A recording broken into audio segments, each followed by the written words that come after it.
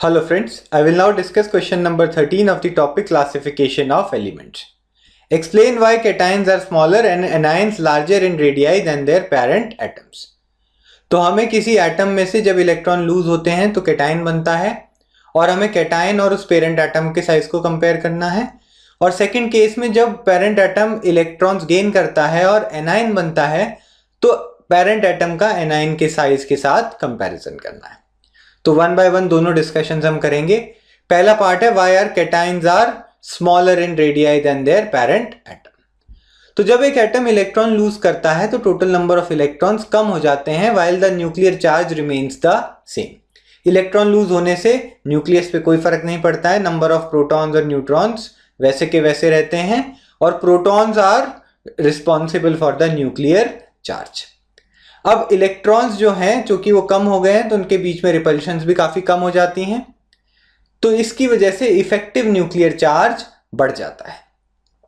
ठीक है, इलेक्ट्रॉन्स कम हो गए हैं लेकिन प्रोटॉन्स आर द सेम, तो आउटर इलेक्ट्रॉन्स पे जो टोटल अट्रैक्शन है प्रोटॉन्स का दैट इंक्रीजेस।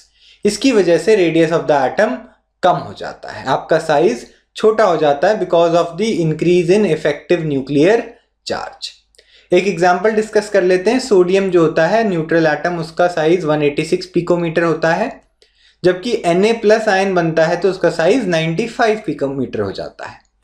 आप देख सकते हैं सोडियम की कॉन्फ़िगरेशन होती है 281, 11 इलेक्ट्रॉन्स होते हैं। एक इलेक्ट्रॉन लूज करने के बाद 2,8 ही बच जाता है। मैं यहाँ पे मेंशन कर देता हूँ सोडियम इज 281 जबकि Na+ इज ओनली 2,8। तो आप नोट कर रहे हैं सीधा सीधा एक शेल कम हो गई है जिसकी वजह से रेडियस ऑफ द स्पीशीज, ये जो Na+ स्पीशीज है इसका रेडियस Na के कंपैरिजन में काफी कम हो गया है। तो यहां से हमने देखा कि cations are smaller in size than the parent atom. Now I will move on to the next part. अब मैं एनायंस को डिस्कस कर लेता हूं। Why are anions larger in radii than their parent atoms.